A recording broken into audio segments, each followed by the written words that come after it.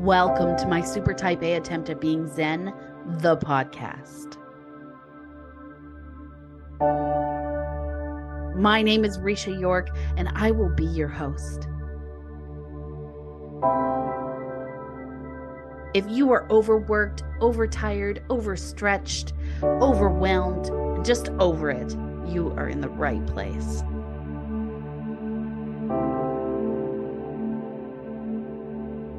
We like to say we are currently working towards Zen-ish. I'm thrilled that you've joined us. Let's see who will be supporting us on our path to Zen today.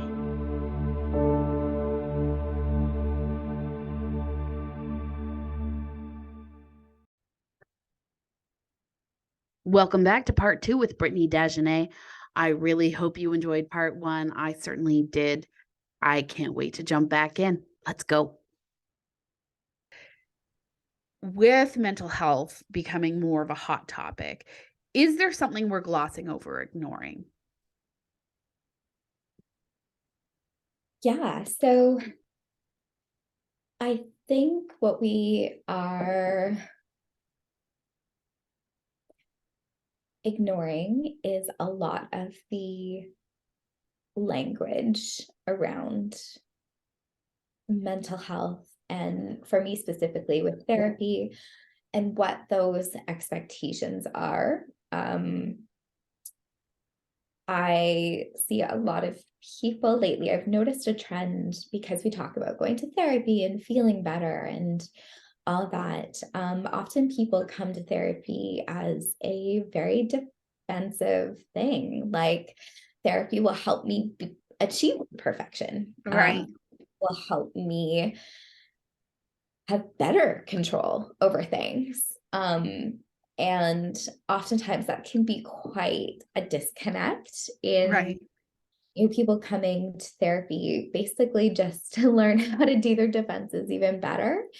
And it can be really uncomfortable when, as therapists, we're like, oh, like that's not really in line with how we view like what emotional health looks like. And yeah, that can be hard. And like you said, there's that intellectual and intellectualizing, like, tell me what to do. Yeah. Tell me this.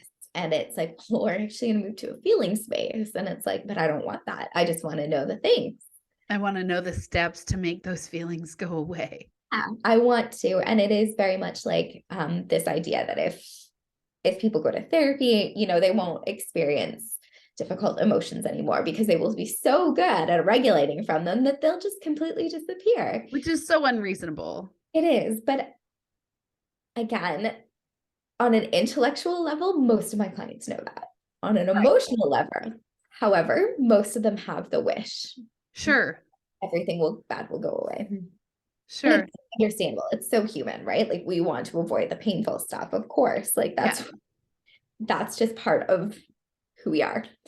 But I think that almost like misalignment of therapist goals versus what clients often come to us with, whether it's their overtly stated goals or their unconscious goals, I think can be harder for people to commit to therapy or commit to the work that's needed. Right.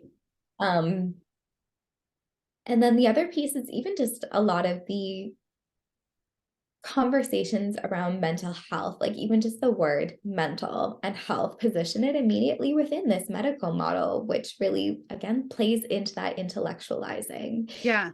What can you prescribe me? How can you fix this problem I have?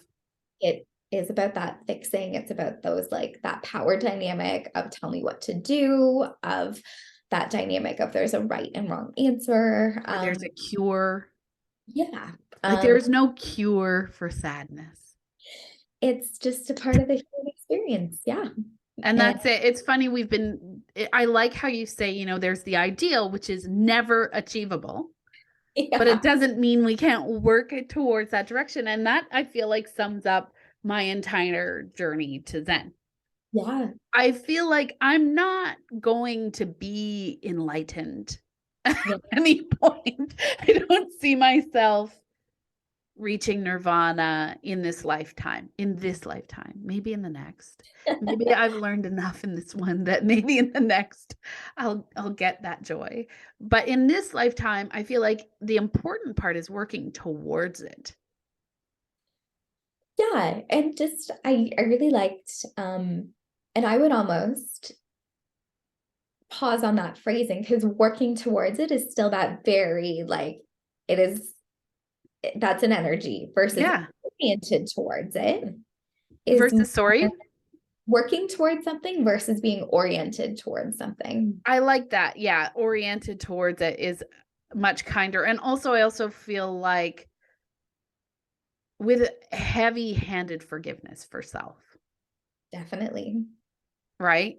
Because I think this is where we get in that expectation space. Yes. Yeah. If you don't have forgiveness for self or more self-love, like my new poster in the background here, if you don't have that, if we can't practice that, then I feel like that frustration meter, it goes higher and higher and higher, and we boil over. Yeah. Well, even that's that sense of conditional versus unconditional worth. When we feel that there are conditions to our value as people, then it is a constant striving to meet those conditions. There's just no escape from it as long as we have conditions on ourselves. Can you break that down a little bit for the people listening? So what would that sound like or look like, conditional value? It often shows up in people's relationships, this sense of anxiety when they're not behaving a certain way, a sense of rigidness in how they want to present themselves to the world, to people, and a deep distress when things are not, they're not able to manage other people's emotions or perceptions of themselves. Mm-hmm. And so it is often enacted very behaviorally and with just that, like, high levels of distress in different interpersonal situations, and also a lack of trust in themselves. So a lot of worry and rumination over their behavior because they don't trust themselves to, because it's exhausting, right? Right. To strive to meet conditions. And again, it's, to a certain extent, we need to care what other people think of us. Like, we are social beings, that is normal. Yeah. But it is like the amount of distress that's involved is usually indicative of that conditional worth. And it often comes from a place of inconsistent relationships, or people putting those, growing up with conditions like, well, you need to be this way in order to have, like, affection or friendship or belonging. Like, Yeah. there's a sense that who they are can or cannot be enough, depending. Right. So how do we reinforce for our partners, for our children, for these people in our lives who may be feeling this way? How do we reinforce that our love is unconditional? I think communication is a big one, but I think a lot of us unconsciously withdraw affection when we are, or connection when we're upset or angry. Like, we react to negative emotions by withdrawing. Like, Yes. to sit with people in this space of, like, I'm so angry with you and I can still sit here with you and care for you, is something that not a lot of people grew up with or have experienced in relationships. Most of the time it's like, I'm angry and, like, I just, get away from me. I can't deal with you right now. I can't. And Yeah. therefore anger becomes threatening. Yeah. It means disconnection. And for someone who's super type A, that's their biggest stressor. Yeah. Is losing their people. Yeah. Right? So that would trigger a whole bunch of other feelings too. Yeah. And I would argue, really, it's everyone's biggest stressor. Like, aloneness is probably the most, like, to the core anxiety inducing thing, like, just Right. absolute aloneness. is just terror. And so we all need connection. Community, connection. Yeah. It is, we're hardwired for it. And so, yeah, that sense of like, I need to be very careful about what I do, or else people will disconnect from me. Yeah. Is so, it shows up in so many ways. Yeah. Well, that's so interesting. I feel like I was really spoiled because I was raised by a therapist. And so, you know, she would be like, I'm so angry at you. Do you want a cup of tea? She was really good at like showing that like I'm livid right now, but that doesn't mean that I'm not here. Yeah. Yeah. And that's a really hard thing to do. I struggle with it. I mean, I grew up with it and I struggle with it. Yeah. Right? So I have moments where I'm like, I just need some space at the moment. I need to walk away from this, but I always come back. Sometimes that space gives me a minute to parse my feelings and think about why I was triggered or whatever, and then come back. And actually, I've taken lately to, when I'm angry and frustrated, saying how I feel, but also being like, this is not your fault. Yeah. I am frustrated and angry about this, but you've done nothing wrong. And this is not your fault. And I say it in kind of an angry way, but I just want them to hear that part because I know that it's me. Yeah. Right? So I want them to understand there's no lack of love here, and I'm not disowning you or shipping you off to military school yet. But you know what I mean? Like I have these moments in my head where I'm like, oh my God, come on. I walk away and then I come back. Look, there's always a place for you in this house. There's always a place for you in my heart. There's always a place for you. Always, always, always, always, always. No matter how angry I get. That's a hard conversation for people to have. Yeah. Right? And with little people, I think we assume too, because I think that's a huge fear for children, is being abandoned, right? And I think we mistakenly assume that they can't understand those feelings when we say them out loud. And I just really want them to understand how I feel and how it doesn't actually affect how I feel about them. Yeah. Right? But how many people, how do we have that conversation? How do we get into the habit of having those conversations with our children, with our partners, with our friends? Yeah.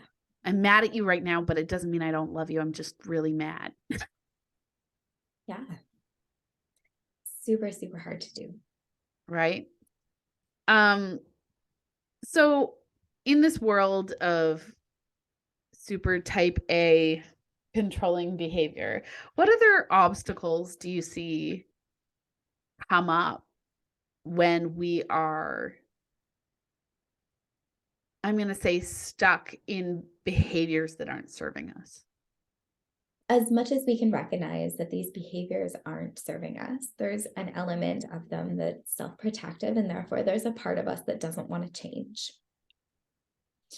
And people can swear up and down, like, I want to change this, I want to change that, but there's always a part, if you're doing it, there's a part of you that's not going to want to change because it serves a purpose for you. And because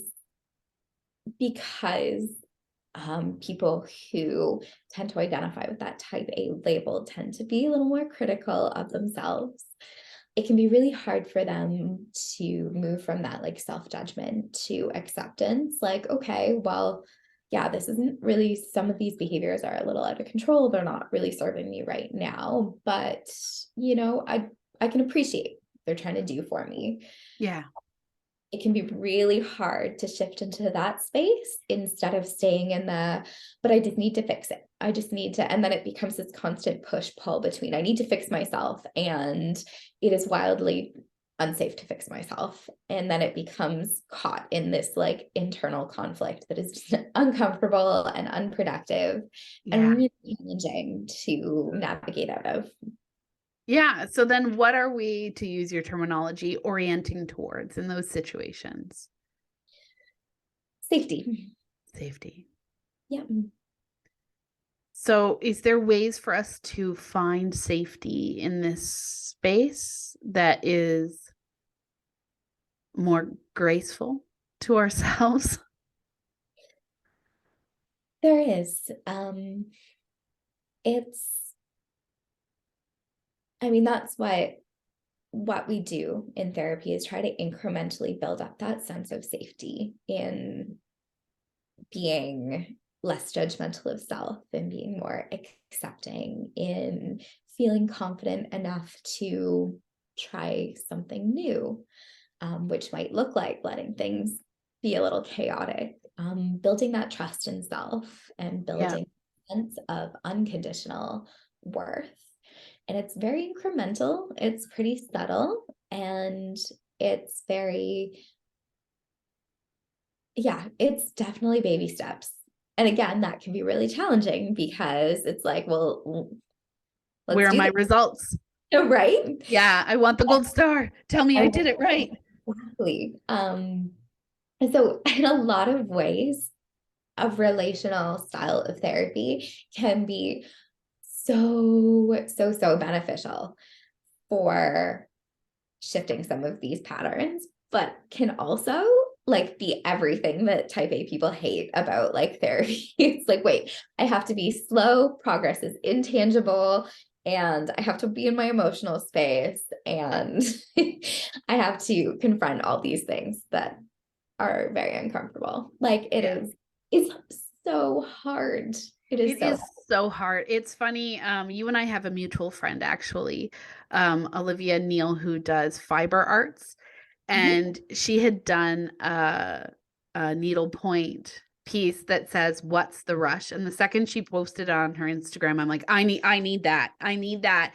I need that reminder every single day. So I bought it from her and I put it by my front door in the front hall. Amazing. Because for me, that's the thing. I'm always, my husband and I, it's like he's accusing me constantly of always being in a rush. I'm accusing him constantly of having zero sense of urgency ever. And so between the two of us, it's like this funny little dance where everything ends up happening exactly the way it should and probably when it should. But I would probably be 30 minutes early for everything if I had my way, and he would probably be 10 minutes late for everything if he had his. So between the two of us, we tend to come into a nice place with like 10 minutes early. Uh, but I'm always in a rush, and I don't know where that came from. I think probably from my upbringing. Um, because my mother was that way, always in a rush, always trying to get somewhere, always had things on her list like, let's go, let's go, let's go, let's go. In fact, I think I heard that exact phrase, let's go, let's go, let's go, let's go, about 30 times a week. Right. So it's that sense of urgency that I think I don't know if I was born with it or it's just been like instilled in me through my upbringing. But now I'm actively working against it all the time to try and slow down, to try and take a beat, to be more mindful, to pause, to think before I react, to right? Because when you operate at that pace, you have less control over your reactions. You're already stressing yourself out, like you're already escalating your distress. So yeah, the capacity is going to be inherently reduced. Yeah. And, for us, I mean, we've gone through a lot in the last year. It's been a lot of grief. So you're already carrying that, Mhm. right?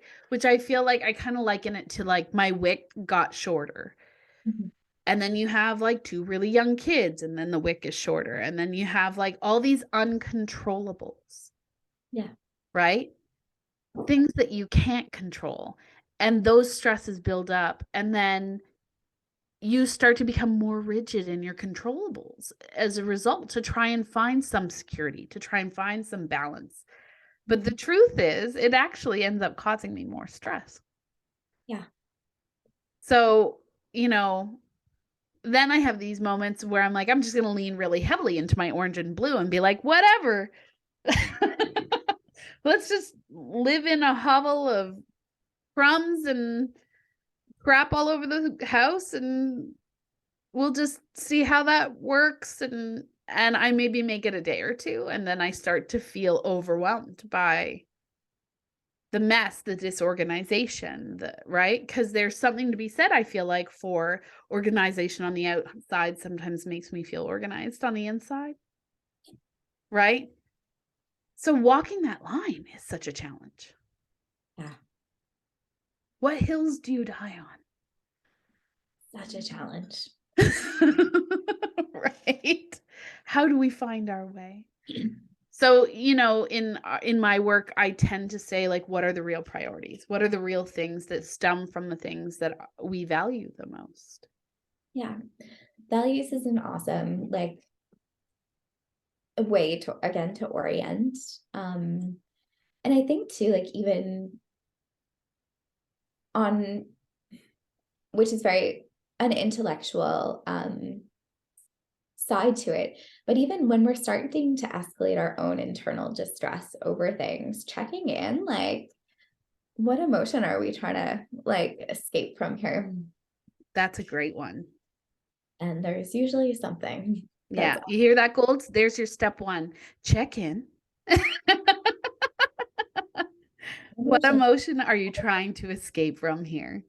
Yep. Yeah, that's a good one. And oftentimes, like, in therapy, this shows up and it can be really subtle, but, like, people are often, like, running away from instead of growing towards things. Mm-hmm. And I would say, to tie back to that expectations, those expectations are running away from what happens in that space of more chill expectations. Right. Versus, like, growing towards something is very, like, there's no distress involved, right? There's no urgency, there's no stress. It's just based on your internal motivation to, like, do something or experience something. Right. And it's such a, like, subtle distinction, but it tends to, it is like an underlying motivation that's good to check in on. I agree. It's funny. It tends to be a big part of the conversations I have with my clients too. There's a theme in the self-help world where we only want to focus on the positive, and it's that toxic positivity coaching stuff, which, I mean, you can label it that way if you want, but I think what it actually is what you're talking about, which is ignoring the fears, ignoring what you're running away from completely. And what I actually found in reality is that, you know, most self-help literature is built around this one book, or I should rephrase that as most popular psychology self-help literature is built around this one book that was written in the 30s. And frankly, it didn't age well, right? And they've done a great job of modernizing the conversation around what the author was trying to say. But what they left out was an entire chapter that he had at the end around fears. Mm-hmm. And they're not talking about it. It's not part. I'm sure there are people out there talking about fears. Don't get me wrong. I'm not saying all people out there in the industry aren't discussing it, but people who are making a lot of money off of these self-help books being like, read this, it's going to change your life. They're ignoring that entire chunk around fear. Yeah. They're ignoring that entire uncomfortable feeling. Yeah. Where it's like, sometimes we have to name this monster. What is it you're afraid of? Yeah. And when you name that monster, it becomes a lot less scary. Yeah. Right? And we become a lot more self-aware around it. Mm-hmm. And it's a piece that in my work I focus on, because I want to make sure that that's not your linchpin. That's not the part that takes you down. right? You live with it, just like grief, right? We live with it, alongside it, instead of eliminating it, Yeah. right? And grief is often really interwoven with fear because a lot of our fears stem from situations that have caused us grief that we don't want to acknowledge or process. And yeah. Absolutely. Absolutely. So then, in that vein, do you think that there is validity in talking about our faults? I hate the term normalizing. It makes me feel frustrated. But I like the idea of normalizing conversations around what we're perceiving as faults as just being human.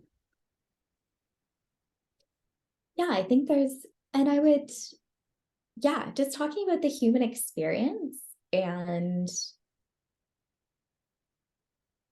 the different emotional, like complex emotional reactions that we have to things. And to go with this, like so much is oriented towards avoiding failure or, like you said, faults. And there's not a lot of stuff about repairing after failure. So in like relational terms, we talk about rupture and repair, and everyone is so focused on avoiding rupture that they never build the skills to repair, or they never learn that the repair can be wonderful, and that's where you grow, and that's where like deeper connection is built. And it feels, In the taking accountability and in the apologizing and in the yeah, and in the safety of being able to do that, of like, yeah. I can make mistakes and I can say I'm sorry, and I know how to navigate that, and I know how to feel hurt and let someone know that I've been hurt, and that's okay. I can like trust that interaction. And most of what we perceive as faults are just liabilities for these disconnections, and so they're no longer faults when we're not really worried about them causing us rupture or harm, or we can make mistakes because whatever, like, Well, and failure is our biggest teacher, right? So when we misstep, when we hurt someone's feelings, when we act in a way where there are repercussions, we remember that. That becomes an emotional moment yeah, that is imprinted on you, yeah, right? And I think you're right. That follow-up piece of now taking accountability or apologizing, people are not well practiced in this. no. And And not even in the practice of it, but it's so uncomfortable for people, or so distressing, because it feels like it invalidates their core. Like they couldn't possibly make a mistake, because it means then that like there's so much meaning attached to that, instead of yeah, like, of course I made a mistake. I'm like, I really want to own it. I want to repair from it. That's probably going to happen again in the future. And that doesn't reflect on my value as a person. yeah. Like, Absolutely. And I think actually, our gold personality types, and certainly our green too, our inquiring greens, they're so focused on perfectionism. I feel like those two temperament types really struggle with that accountability piece because they knew better, they thought. mm, And because our green personality types, their top value is knowledge and competence. So to have to admit that they were at some point incompetent or did not know is majorly triggering. yeah. It makes them feel like their world is disintegrating. And for our golds, because they're organized and they're responsible, to have to admit that they misstepped, it's like physically painful. Yeah. Right. And I want people to understand and appreciate that that's who you are as a person. But with practice, the more you take that accountability step, the more you admit that was me, I screwed up. Let's move forward. We don't have to live in mea culpa. You don't have to, throw yourself on the fire and rake yourself over the coals. That it doesn't have to be so painful. It can literally be like, I'm so sorry. That was 100% me. Let's move forward. Yeah. Well, and then like you described that like sense of identifying as someone who is competent or knowledgeable or gets things right, like that is conditional. Yeah. That is a conditional definition of self. And therefore, if that's not met, then that is painful. Like that invalidates. Whereas having that more flexible definition, like so that when there isn't that competent moment, it doesn't like feel like, wow, that invalidates who I am as a person. Yeah. Like It's more knowing that we're all going to screw up. Everybody is going to screw up. Nobody on this planet is infallible. And then also on the flip side of that, we have our authentic blues who are happy to take accountability for everything, whether it's their problem or not. And they're just like, me, that's me. I'm sorry. It's probably me. I screwed up. I blew it up. I messed it up. Just make it my fault. There's also some balance to be found there. Is it though? Are you the one who needs to take accountability here? Because sometimes you aren't. Right? Sometimes you got caught in the middle of a situation and you're trying to smooth it over by taking the accountability. It's someone else's responsibility to do that. And I think it's important that, our high empaths understand that too. When you're a high empath, it's not going to serve you to take responsibility for other people's problems. Yeah. Right? Because that can take you down that same stressy road, right? Because for our high empaths, their biggest trigger is guilt, and guilt 95% of the time is going to be self-induced. Right? Like we create guilt. It's the trap we build. Yeah. Which is scary for people, I think, and habit forming. Yeah. Right? So when we've created all this, so I guess my only other question at this point is, we've kind of gone through what it's like when we set these unrealistic expectations and we have this fear of not belonging, and we're not really talking about the accountability piece, and we're not really talking about the idea that it's okay to fail and that we are all human and that mistakes are going to be made. And we have, I think generally too in society, we have this unrealistic expectation for everyone right now because everyone's under a microscope. Right? And God forbid you should have ever made a mistake. I can't imagine growing up with social media. I think back to being a teenager and I know I've done some dumb things. Oh gosh, yeah. Can you imagine that being documented for all time? Personally, no. No, definitely not. And that's got to add a whole other level of stress to these people who are holding themselves at this very high expectation. Yeah. Right? So how do we combat that, Brittany? How do we come at that and say, okay, what you see is maybe not what we're getting? What do you mean by that? I mean, like the way that people are portrayed in social media, sometimes it's a mask and there's this mask of perfection. And sometimes we're digging into people's pasts to pull up something that they've done wrong or they have like flagrantly failed or, misstepped in a pretty major way. And it's not that I don't want to hold anyone accountable, but is that still the person we're dealing with here today? Is my question, right? Yeah, I don't know. I think how someone interacts with social media and people who have big presences says a lot more about themselves, their values, their tolerance for people changing, things like that, or trigger points and things like that, than it says necessarily about the person that we're criticizing. Okay. Yeah. Did that make sense? It does. Yeah. I think about it a lot, right? Because I think, when we hold ourselves to these super high standards, Mhm. when we're in this culture right now where we're happy to be like, we're canceling you, you're done. Yeah. That's a huge trigger for people who are trying to do their best and they may have screwed up, Yeah. right? Now we're going to make you not belong anymore. Yeah. Ooh.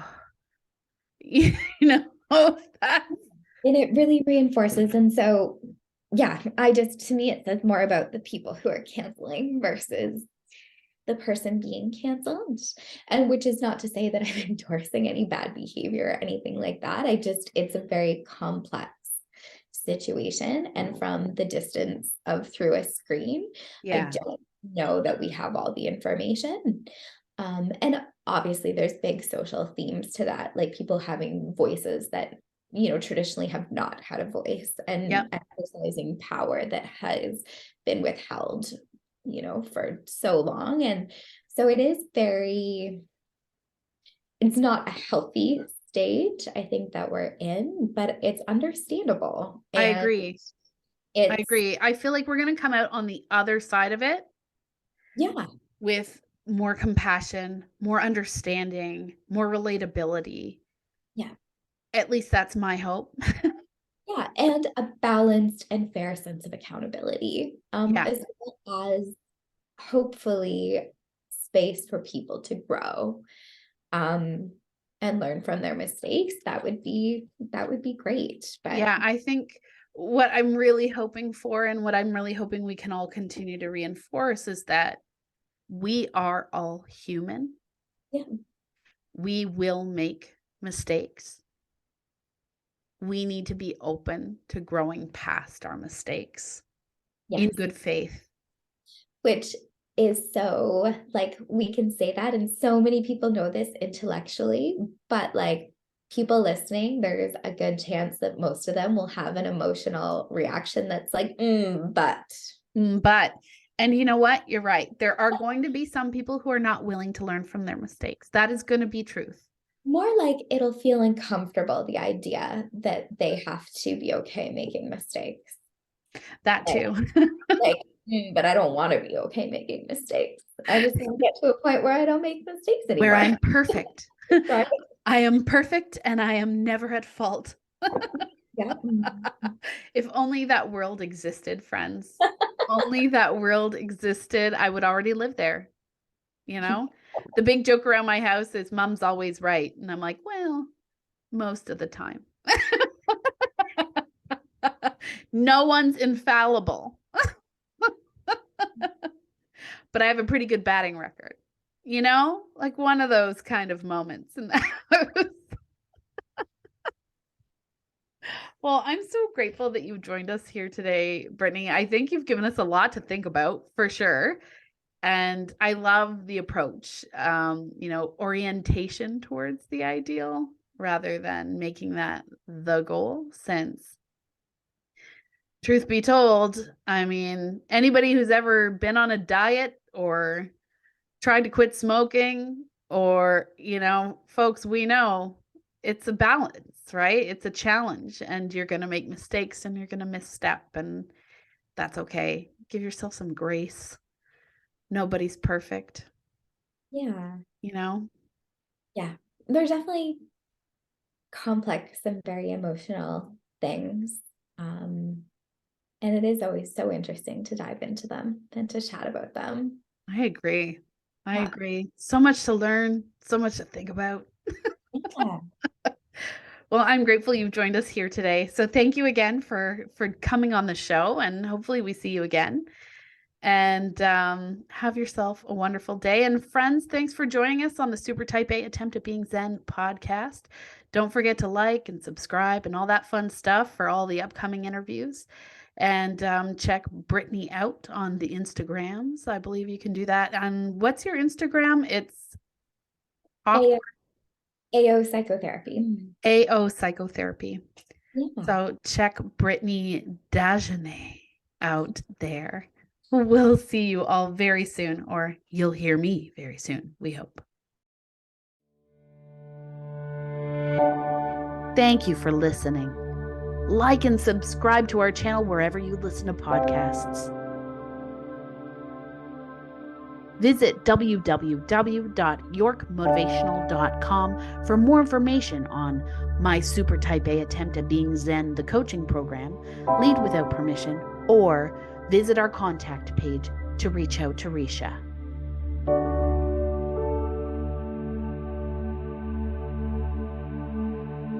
Wishing you all continued balance and fulfillment on your road to Zen.